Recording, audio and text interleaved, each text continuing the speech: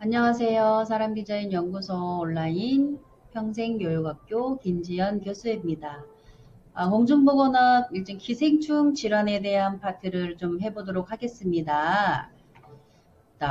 기생충 질환 관리에서는요, 출제 빈도는 높지 않아요. 그러나 선충류, 흡충류, 조충류에 대한 중간 숙주 간혹 한두 문제에 출제가 되거든요.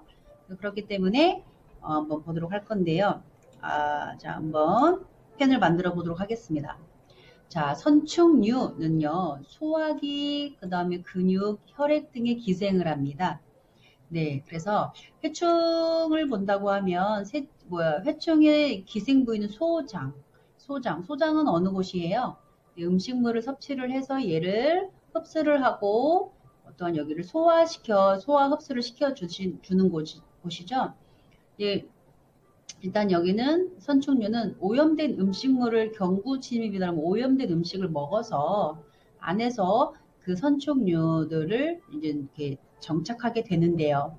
이럴 때에는 이제 뭐 파리의 구제, 정기 검사, 구축 뭐 이런 부분들이 있는데 철저한 분변 관리.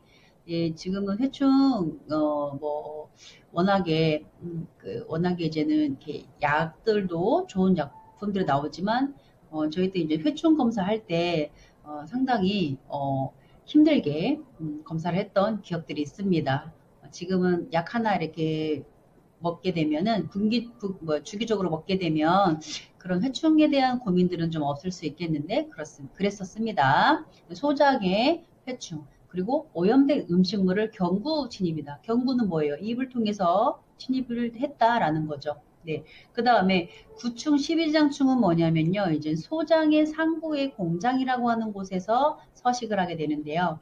얘도 마찬가지로 경구 감염, 경피 감염인데 경구 감염일 경우에야 우리가 안 먹으면 되긴 하지만 경피 감염일 때가 조금 되게 문제가 될 수 있는데 자, 얘가 이제 폐로 이행을 하고 이동을 합니다. 그래서 이 12지장충은 기침, 가래 등을 동반할 수 있다라는 거죠. 그다음에 이제는 그 예방은 뭐 이렇게 옛날 뭐 지금은 대부분 그 열매 그 채소들 가꾸는데 뭐 비료 뭐 이런 부분들에 대한 거를 이렇게 보호 역할을 하지만 옛날에는 인분이라고 해서 화장실에서 동물의 뭐 어떤 인분 이런 것들로 걸음 잘 자라라고 걸음식으로 이렇게 줬어요.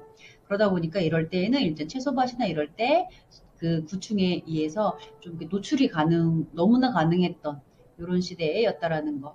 그 다음에 보면 요충은요, 우리 어린 아이들께서 항문 주변에 이렇게 소양감, 간질간질한, 이렇게 해서, 보통 여기 이제 요충 같은 경우는 이제 집단 감염이 잘 생기는 기생충으로, 이제 어린 연령층의 집단으로 뭐 같이 이렇게 손도 씻지 않고 잘 놀고, 그리고 뭐 손으로 그냥 그런 상태에서 손으로 막 이것저것 집어 먹고, 한참 아이들 같은 경우는 이렇게 호기심이 많을 때는 기어다니면서 이렇게 먹고 또 이게 그 손으로 자기 입 이렇게 손 대고 뭐 이런 행위들 많이 하잖아요. 그랬을 때 이렇게 같은 시기에 구충 실시를 할 수 있다는 게 요충은 그럴 수 있다라는 겁니다. 자, 그래서 경구 감염이라고 하는 것은 입을 통해서 소화기로 침입을 했다. 경피 감염은 뭐예요? 피부를 통해서 했다라고 보시면 될 것 같고, 자, 여기 흡충에서는요,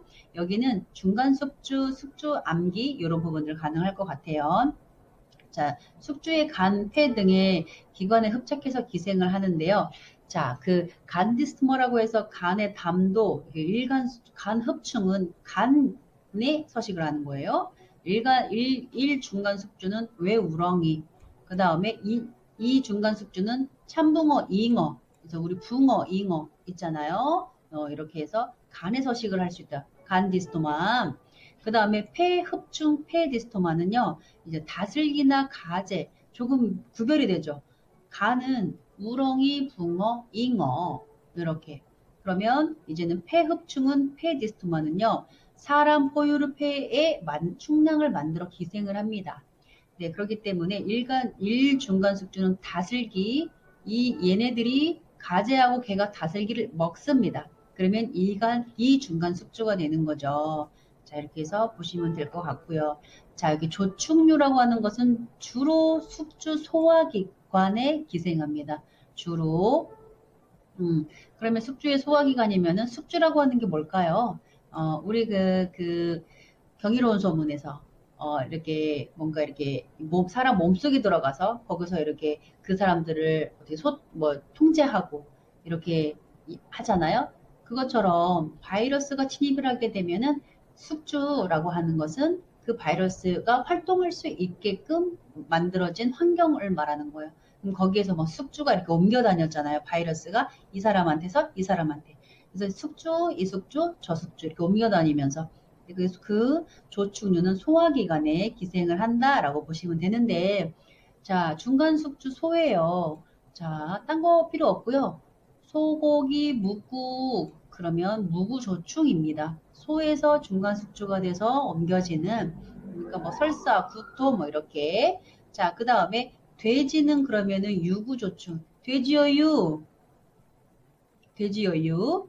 자, 아시겠죠? 소고기, 소고기는 무구조축. 그 다음에 저건 뭐예요? 돼지어유. 충청도 출생이라서 저 그거 잘합니다. 돼지어유. 네. 그렇게 해서 작은 창자에 기생을 한다. 돼지, 소고기, 숙주에 대한 문제, 조축류에 대한 중간 숙주, 암기 가능하실 수 있겠죠. 자, 그거 중에 광절, 뭐, 열두조축, 뭐, 소고기 묵국이나 돼지어유가 아니면 긴촌축, 긴촌충이 되겠습니다. 자, 한번 문제를 풀어보도록 할까요? 좀 간단한 문제일 수 있지만, 네, 저희가 많이 나온 회차를 중심으로 한번 문제를 풀어보도록 할게요. 자, 어, 일단은 기생충의 중간 숙주 연결이 틀렸다라고 보면은, 자, 뭐, 소고기 묵국 나왔네요. 자, 뭘까요? 딴 건 모르더라도, 회충 채소 모르겠고 사상충 목이 모르겠어. 그러나 돼지어유 유구조충. 자, 2번. 자, 기생충과 중간숙주 연결이 잘못된 거 소고기 묵국 맞지요. 그 다음에 뭐야? 유구조충 뭐예요? 이것도 모르겠고 이것도 모르겠어 사실. 그러나 유구조충 뭐라고 했어요? 돼지어유 유구조충. 네. 돼지어유 꿈속에서도 나오고 외울 수 있게끔 간 흡충 간디스토마 뭐라고 했나요? 네, 왜 우렁이에서 얘가 더 가게 되면 저기죠. 자, 경피 흡수는 아까 뭐라고 했어요? 피부를 통해서 감염이 되는 거.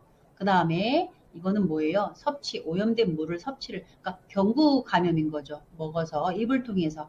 자, 이렇게 해서 보시면 될 것 같습니다. 어렵지 않죠? 자, 여기에서는 소고기 묵국, 그리고 자주 나오는 거, 돼지어유, 요것만 구별하시면 될 것 같습니다. 어떠세요? 어렵지 않으시죠?